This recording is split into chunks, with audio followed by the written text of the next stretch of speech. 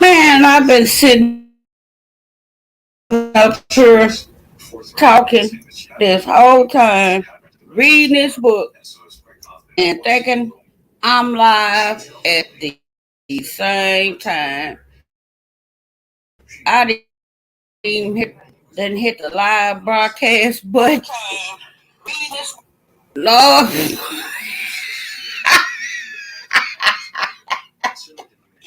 I've been here since 1 o'clock reading this book and not noticing that I didn't hit the go live button. My bad. That was my fault right there. No, that was. But let me see. I was reading about the Tupac being shot September '96 at the Mike Tyson fight, and that was September, and he was talking about the argument that they had got into with at the Soul Train Awards, March 29th, 1996, a couple of months before Pac got shot. But reading chapter 17, on his 16, I'll go back to 16 on another different day, but that's what I was talking about. They were talking about the fight between, the argument between Pac and Big, and that Puffy took out running, uh, and that he was like got mad, and at the end, hey, that he said he didn't care if Pac got unalive, Biggie got unalive, Suge Knight went to jail, or none of that, because he had to feed 100 and some employees, which I know had the people that worked that bad boy, musicians didn't get paid. But all right, it was March 1997. The notorious Big murder on the streets of L.A., California. Big was shot 4 times from a parked vehicle on the corner of Fairfax and Wilshire, about a half a mile from Beverly Hills. He was leaving a Vibe magazine party at the Peterson Museum. I remember that. It was hosted by producer Quincy Jones' daughter, Khadija Jones, Tupac's former girlfriend, which it wasn't his girlfriend. I believe that they was engaged around that time, but allegedly she was in the car. Okay, she was in the car with Tupac. Then they claim she was at the hotel. I'm not sure which one is true, but yeah. Uh, Tupac died September 13th, and Suge Knight was sent to jail October 22nd, '96. So Pac died September 13th, Suge in jail October 22nd, mm, due to a probation violation. Suge received 9 years in jail for the alleged attack on Orlando Anderson, the alleged shooter of Tupac. Uh, that was the guy that people saw in the video that they claimed that took one of them Death Row chains a couple weeks before, and they saw him after the fight, and that's the one that they was fighting on. You see Tupac kicking at him and stuff like that before they got him up out of there, and then he wound up under live couple of months or a year later. Allegedly, I believe that was happened.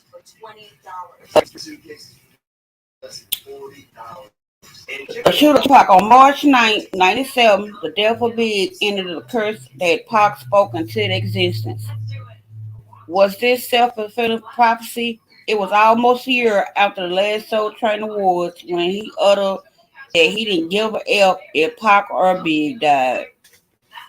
He even played Suge in jail. To me, that was the scariest S when it happened.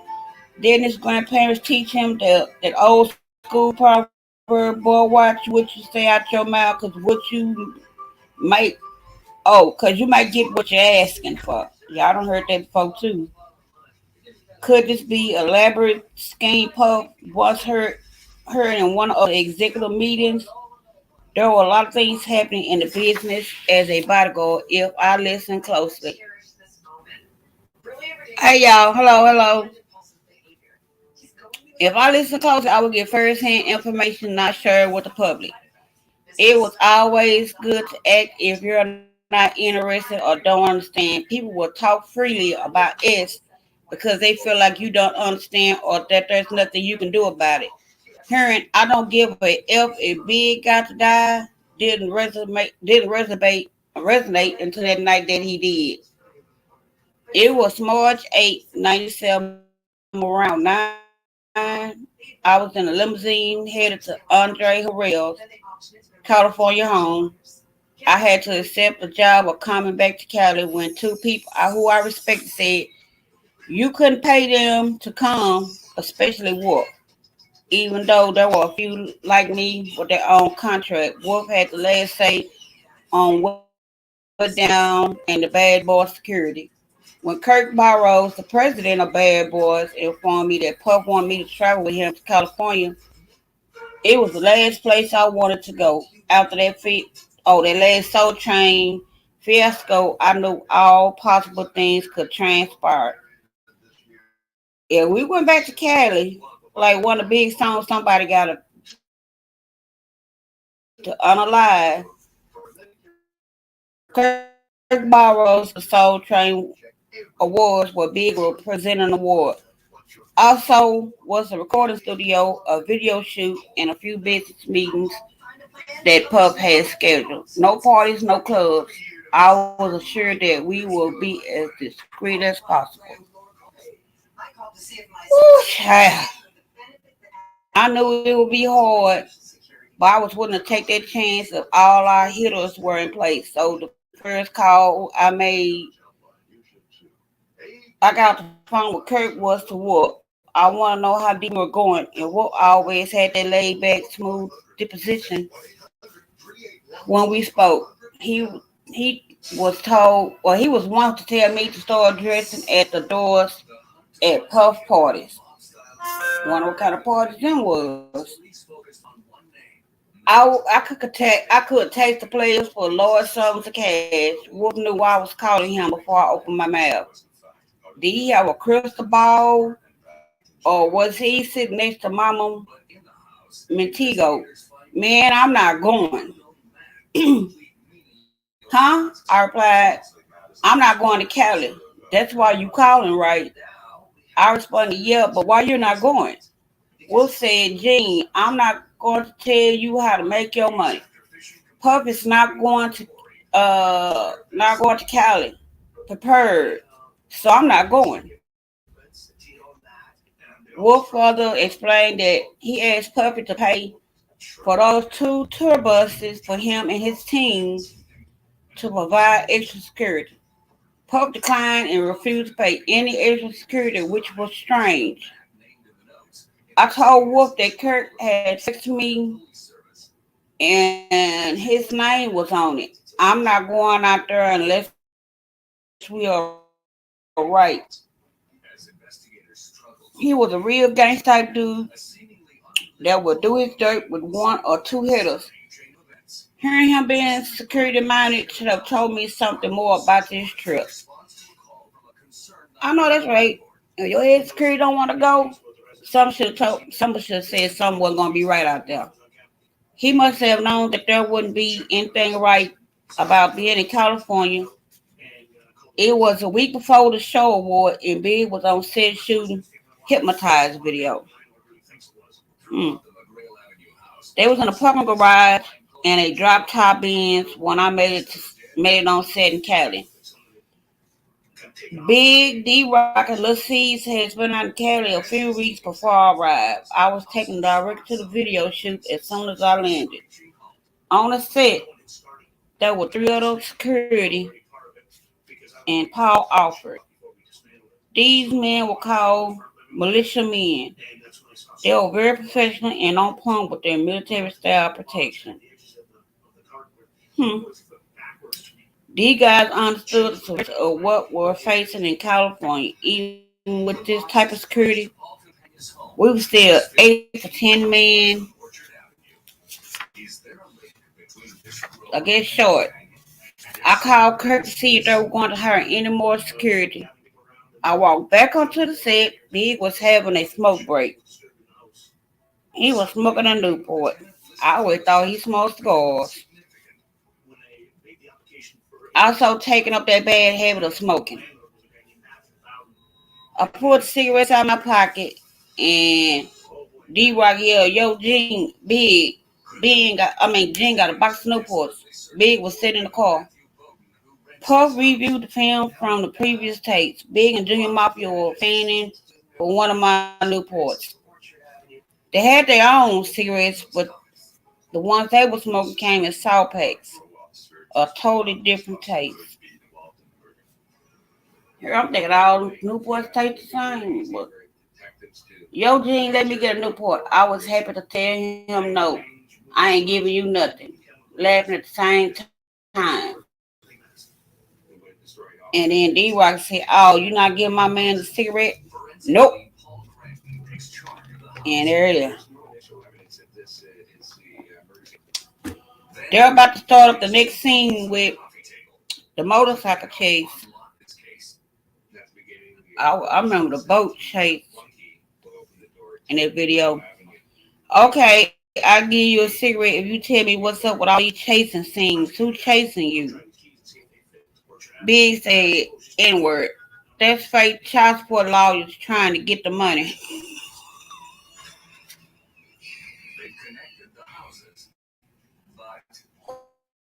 Ooh, ain't that wrong? I said it was fake child support lawyers. What poet? But okay.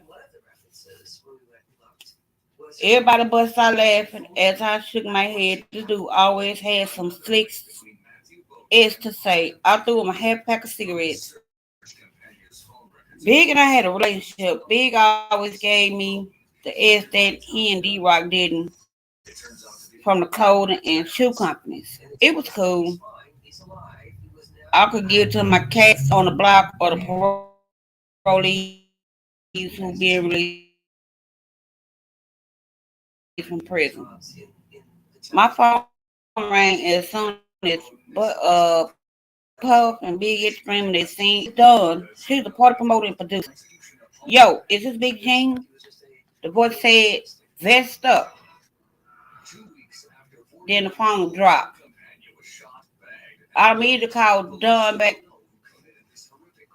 and she said, hello, Gene. I asked Dawn, who was that? She said, Unique. That name I hadn't heard in a few years. I had to be sure that it was the same person I knew from Harlem. Unique from Mecca Audio.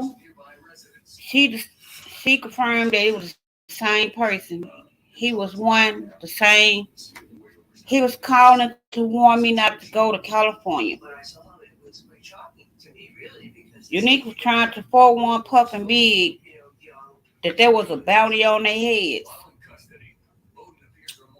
Unique was incarcerated in a federal prison for drug dealing late 80s, early 90s. Unique was from the East Coast. Um, Luke, Mr. Pop that coochie himself. Wait, is he trying to say that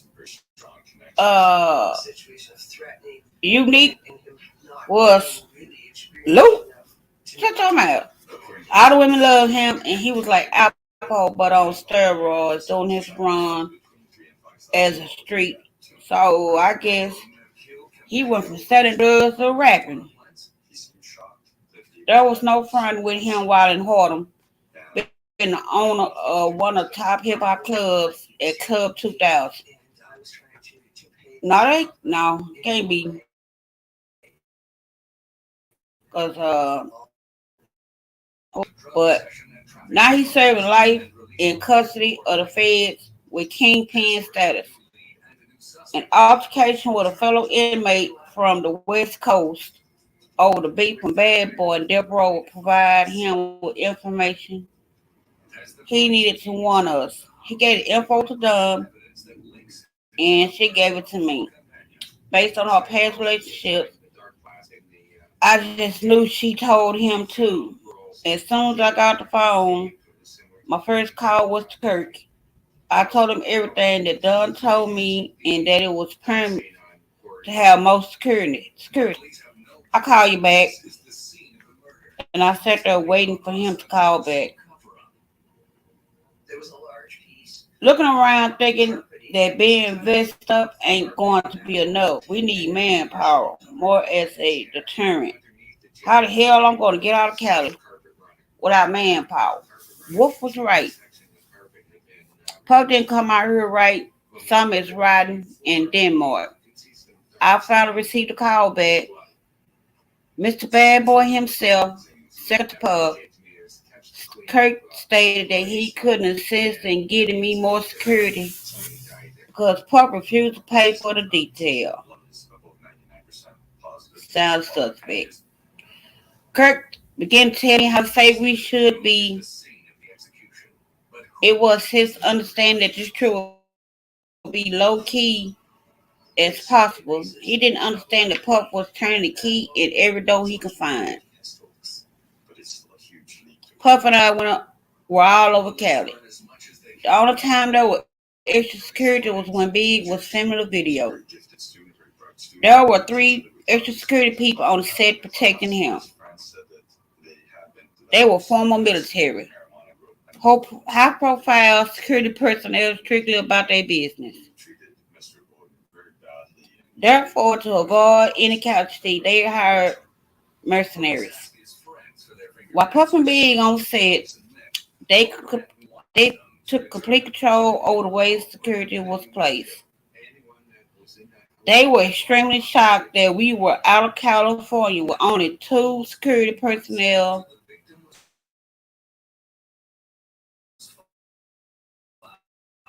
I was told by their point that they say he respectfully declined saying suspect. Why would he pay for extra security knowing that they didn't like him at that time in California? Interesting. I allowed Kirk to convince me that coming to Cali will be a cakewalk. I knew in the back of my mind, like Ice Cube lasting in hell, that we didn't have a chance. Wolf was right, and I knew it. But paying for a school, a Chevy Tahoe in rent, and a high-rise apartment in Harlem will allow you to write a check your AS can't cash.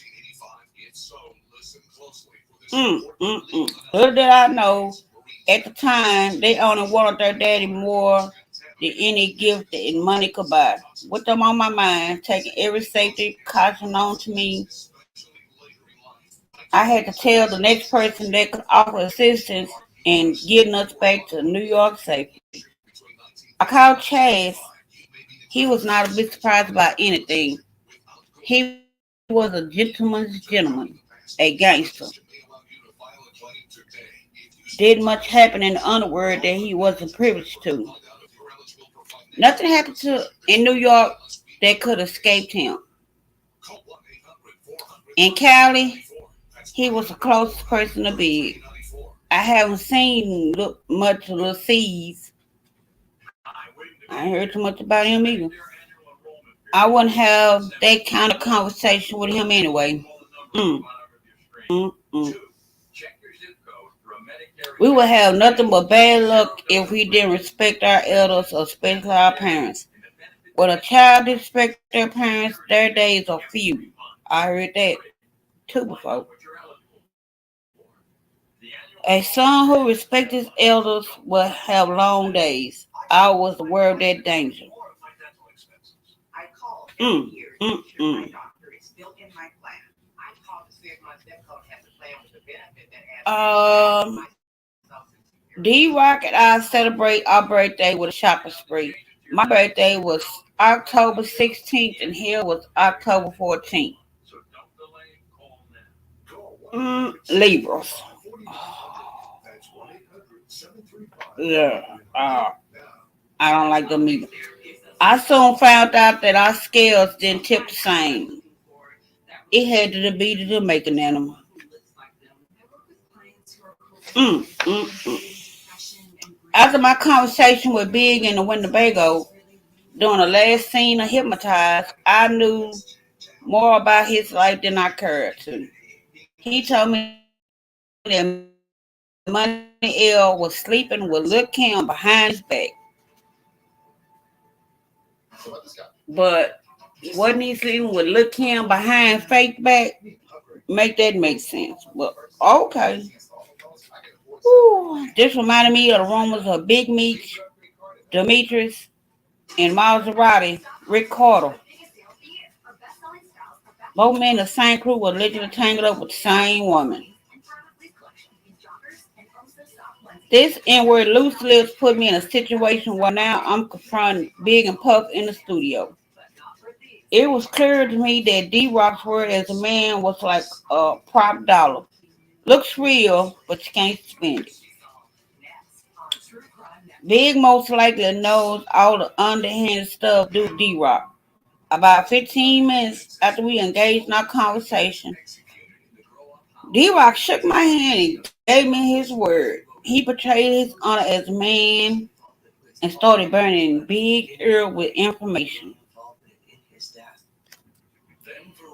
Big repeated it in front of Puff and sealed it by saying word to the death of their friend from Brooklyn who was killed in North Carolina. Yeah, I never heard about that back then. Hmm. Rappers consider testifying self-snitching. As a bodyguard, I highly trained to handle all situations, and I love to dress to impress. When I dressed for the Soul Train Awards, Big told me, "Now look at you, look like from Brooklyn." I answered with a smile, "Is that supposed to be a compliment or are you still snapping?" I guess. Nevertheless, revealing to me that all contracts explain to me how he needs his publishing and marketing back from Puff. So Puff owned Big's publishing and marketing, all of it. Wow. He said Puff owned his publishing because his management didn't know what they were doing in early stages of his contract. Mm. I remember it all, especially when he told me he wrote the majority of Lil Kim's album, and which I did when she first came out, but he couldn't put his name on it because all the publishing rights in his name will go to Puff. Woo! Puff getting all their money. That's ridiculous. Also, how the same people who told him to sell his publishing told him to change the name on the writing of the music. I decided to use that as a way to get back while sitting there gloating over what they had told Puff. The smile quickly went south and they started choking, not because of the skunk piss smelling weed, but hearing me say, "Big, since you won't tell something, tell Puff how you told me you wrote Look Kim's album." Big smile dropped and his eyes dropped. And first time he stuck on stupid. The whole conversation took a quick turn. Mr. Kane won't stop. Take play too much. Challenging the notorious Biggie Smalls. This would be first brain wrestling match held in LA's music studio. Puff was the aggressor in the face of Notorious screaming, "You wrote Lil Kim album." Notorious said it's quiet. He quiet in the church house mouth. You can hear a rat pissing on cotton.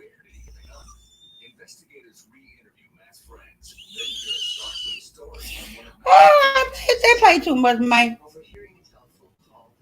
He didn't even look. He's not even looking to tag in treacherous D Rock.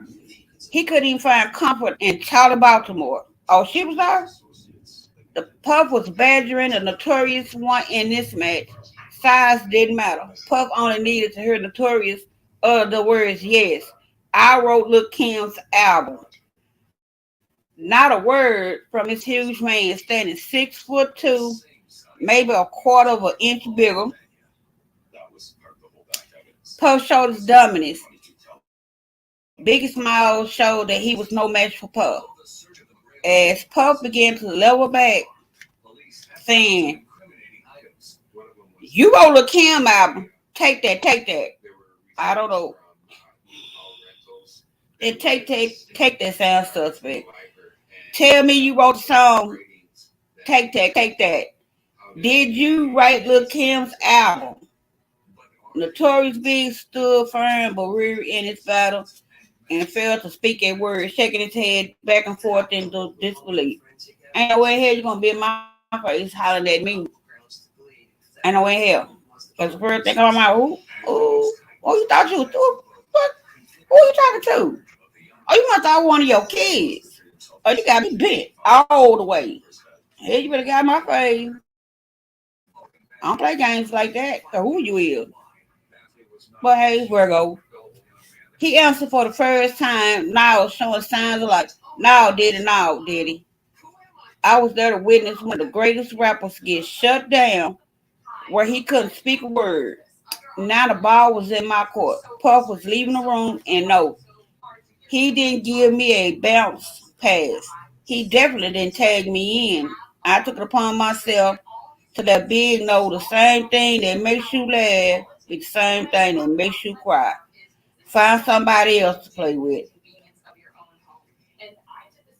Yeah, that's me. Find somebody else to play with. That's what we doing. Okay. Now his head is up. I couldn't tell if he was looking at me, but I said, if Puff is Diddy, does that make you donkey? Oh, I was laughing as I left the room. Diddy one, Biggie zero. Baby, that's the end of chapter 17. Baby, that's the end of quiet in the church house. Church house mouse. You can hear a rat pissing on cotton how quiet he got. I'm stuck on these. He keep on saying take that. Like who are you talking to when you say take that? That don't sound right. Tell another man, grown man, take that, bruh. Come on out the closet, man. Cause ain't no way you gonna be a female in my face hollering take that. Cause the question gonna be first of all who you talking to? Second of all, take what? Fuck you talking about? Who you talking to? I don't care who you are. You can be the president of the United States. Who are you talking to? And you tell another grown man, take that, bro. Bro. Ooh. Allegedly come out the closet. Cause ain't no way here you gonna be in my face hollering at me. Somebody don't take that. And did you write the album? Oh, no style. But hey, that's 1,200 cones for you.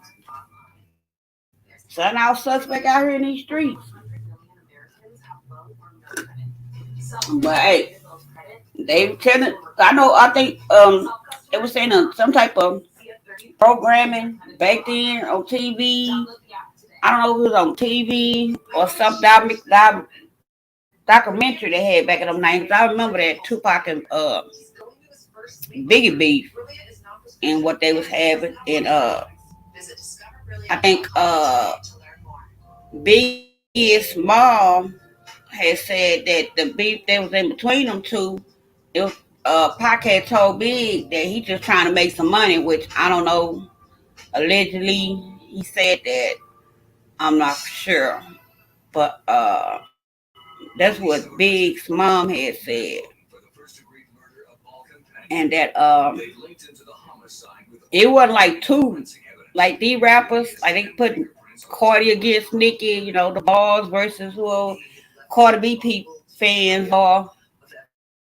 I don't know because I don't listen to their music like that. But it's like two people, two rappers going at it. But they were two whole coasts, like the East Coast, which the media made it bigger than what it was, because it wasn't even like that at first. So the media came into play, and it had East Coast versus the West Coast, because they like Snoop them said they had went to go to the East Coast to go film a video or do something that they were shooting at they uh little building thing they have out there, video shoots. They was shooting up that, and then Big had came out with this song. I'm going back to Cali. Cause I don't think Big had wanted to go because he probably going to do a show overseas. And somehow Puff talked him into coming to California at that time because Big really didn't want to go. And we know what happened uh, after he went to California at the wrong time when they had that beat going strong, and then you show up out the pot, got unalive. They made the people that was in Cali get real upset. Like, so you just gonna come here being disrespectful? Cause I don't know. That's like one of them boys had got a tattoo. They went to a tattoo shop and got a tattoo on their arm or something, and somebody ran up on them then. Um, like I said, all this was like back in the 90s when all this started happening. 'Cause 6 months after Pac got unalive, Biggie got unalive. That's when they started talking about Tupac was Machiavelli, like the man, the original Machiavelli that faked his own death and then went back to kill. I mean, unalive the person that tried to unalive him. And they said Pac is still out here.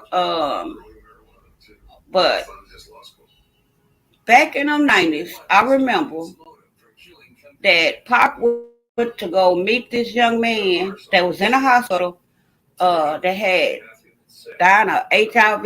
I think AIDS. He had AIDS. HIV turned to AIDS was one of them.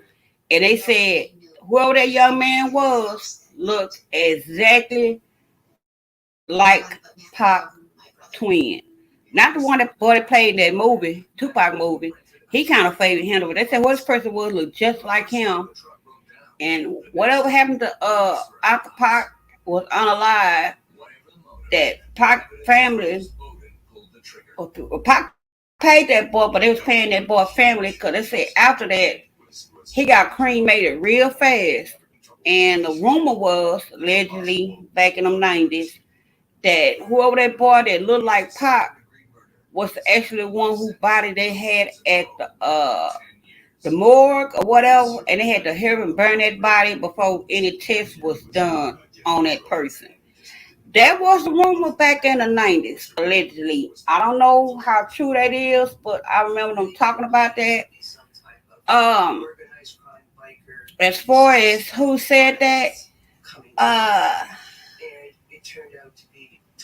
it was a video that came out, and they had a documentary on Tupac. I believe Tupac was talking, because Tupac, yeah, they had a documentary, and Tupac had said that he met this boy that had HIV or AIDS at the hospital, and his daddy wish was to meet Tupac, and when he went to meet him, it was like looking in a mirror. And I cannot remember the name of that documentary, but it came out right after he was unalive. And I know old boy off of, that group Tupac had came to, uh, they said that's all same song and Hunter Dance. Whoever he was also in that documentary talking about that. And that they took his ashes and spread it out in the ocean or sea or something out there. I believe Tupac did have a child or a girl, but I think his sister got the child now. I know child will be grown by now, but I know he had a daughter, but they never said who his baby mama were. And I know his brother been out talking about him, but I haven't heard too much about the sister. And when Pac was on alive, his real dad, his dad that got his mom pregnant, came and sued the mom for half of Pac estate and won. So he got half of Pac estate. Now, since his mom on alive, I don't know if I'm assuming it went to his daughter, his estate. But I know his dad, the one that left his mom when she was pregnant, and she with the other man and changed Pac name to Tupac Shakur, his stepdad name, the man that actually fathered him got half of Pac estate. I don't know if he's still alive out here in these streets. Yeah, I don't know, but they child.